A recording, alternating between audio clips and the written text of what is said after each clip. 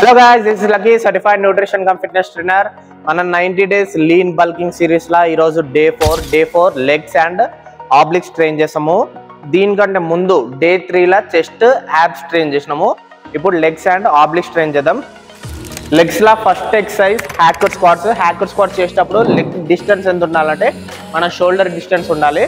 ఇప్పుడు మాకు నార్మల్గా ఈ ఎక్విప్మెంట్ మీద మా మెషిన్ మీద మార్కింగ్ ఆల్రెడీ ఉంటుంది. అంటే ఈ డయాగ్నల్ లైన్స్ మీద నేను లెగ్ పెడుతున్నా, ఈ క్రాస్ లైన్స్ మీద. ఓకే, మీరు ఒకవేళ ఆ మార్కింగ్ లేకపోతే సింపుల్గా మీ షోల్డర్ విడ్త్ డిస్టెన్స్ పెట్టుకోవచ్చు లెగ్స్. ఓపెన్.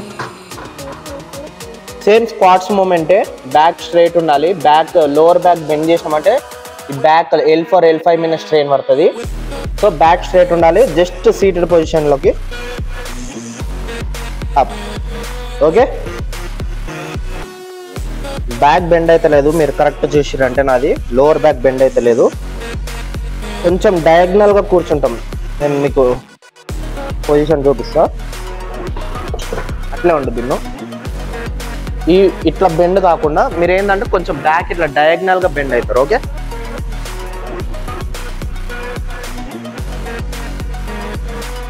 ఈ యాంకిల్ అనేది ఇట్లా ఎక్కువ ముందలకు పోవద్దు. ఈ ముందలకు పోయిందంటే వెయిట్ పడదు స్క్వాట్స్ మీద. సో లెగ్స్ ఎక్కువ ముందలకు పోవద్దు. ఇట్లా డౌన్. మీరు చూస్తే నా యాంకిల్లో బెండ్ అయితే లేదు, ఇట్లా స్ట్రైట్గానే ఉంటుంది. ఓకే, స్క్వాట్స్లో లోవర్ బ్యాక్ బెండ్ కావద్దు, యాంకిల్ కూడా బెండ్ కావద్దు ఎక్కువ. ఇట్లా చేస్తే కరెక్ట్ వస్తుంది పొజిషన్. వెయిట్ మీకు 12 కౌంట్ వచ్చేటట్లు వేసుకోండి. వెయిట్ హెవీ వెయిట్ 12 కౌంట్ వచ్చేటట్లు 4 సెట్స్.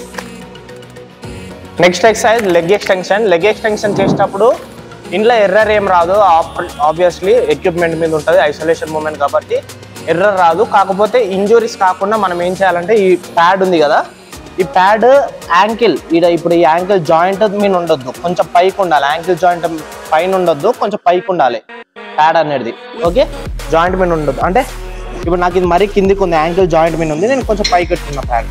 ఓకే, జాయింట్ కంటే కొంచెం పైకి ఉండాలి ప్యాడ్ వెయిట్ అనేది. Okay, up.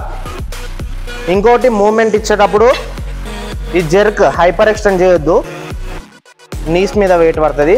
సో ఇక్కడికి ఆపేసినా సరే కంట్రోల్డ్ మూమెంట్. ఇప్పుడు చూస్తే స్ట్రైట్ అవుతుంది, స్లో డౌన్. మెయిన్గా ఈ క్వాడ్రాటిక్ మజిల్ అనేది మనం ఫోకస్ చేయాలి. Up, slow down. సో నేను స్ట్రైట్ చేస్తున్నా, కంప్లీట్ స్ట్రైట్ కాదు, ఈ స్ట్రైట్ చేస్తున్నా.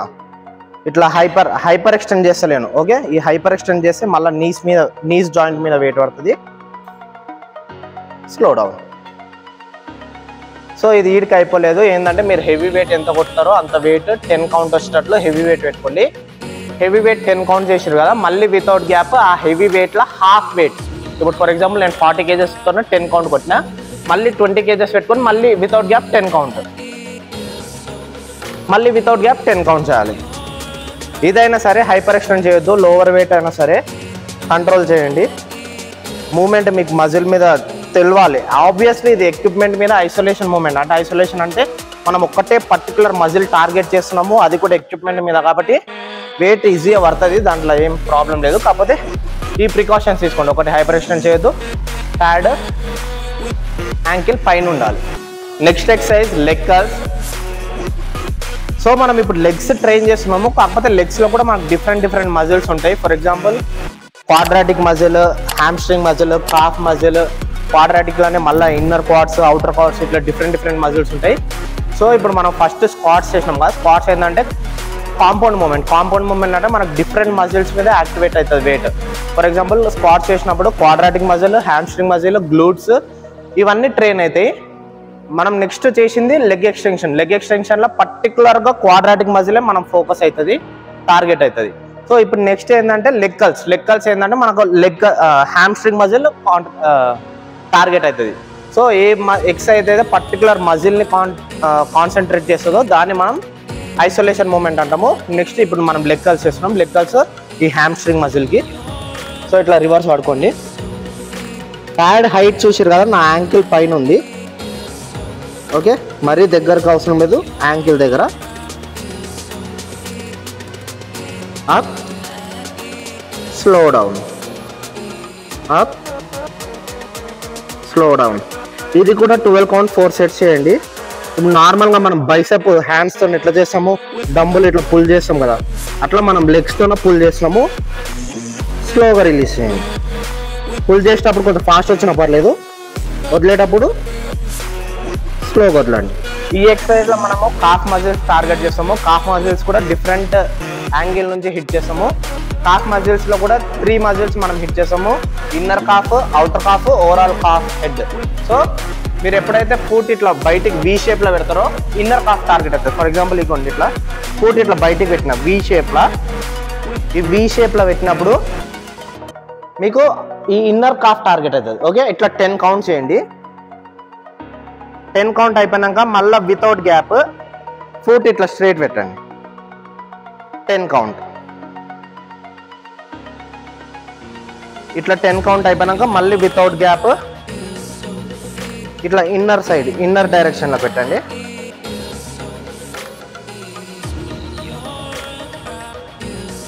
Down, complete up.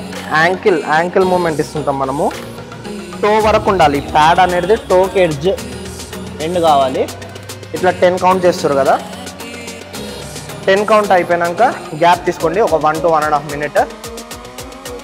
Cough muscle పర్ఫెక్ట్గా టార్గెట్ అవుతుంది. 3 హెడ్స్ హిట్ చేస్తున్నాం మనము, outer calf, inner calf, overall calf, head.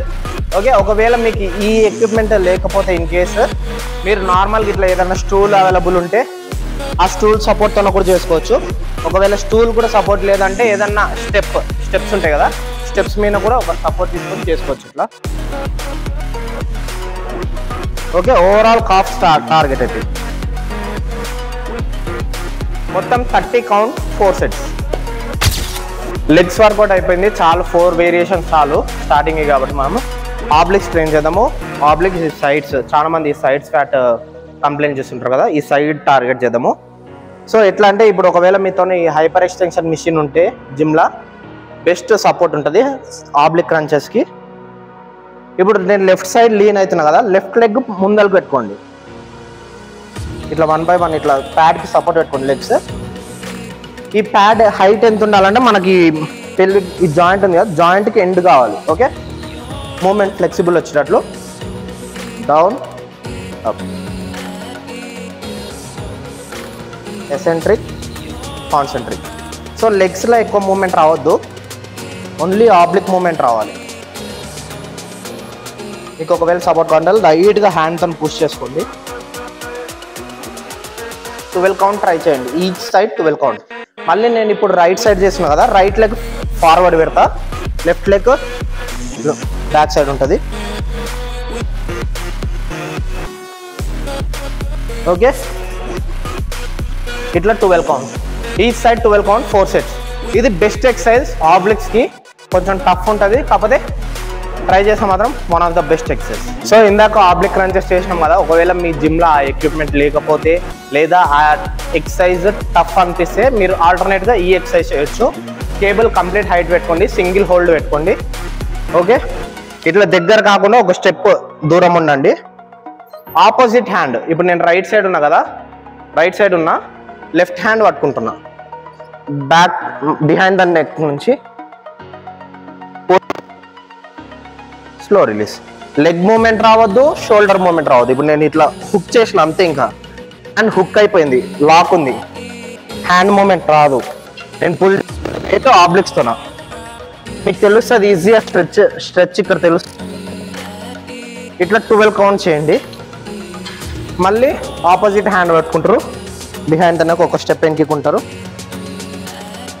మీరు చూస్తే నా నీస్ బెండ్ అయితే లేవు, మూమెంట్ కూడా వస్తలేదు. నేను ఈ హ్యాండ్తో పట్టుకున్నాను, ఓన్లీ ఆబ్లిక్స్ మూమెంట్. ఇట్లా 12 కౌంట్, 12 4 సెట్స్. ఒకవేళ అది లేకపోతే ఆల్టర్నేట్గా నేను చెప్తున్నా, ఈ ఆబ్లిక్స్ పుల్స్ ఎక్సర్సైజ్ అయిపోయినాక ఆబ్లిక్స్ ఇంకొక ఎక్సర్సైజ్ వుడ్ చాప్స్ చేసేటప్పుడు కేబుల్ హైట్ మీ షోల్డర్ లెవెల్లో ఉండాలి.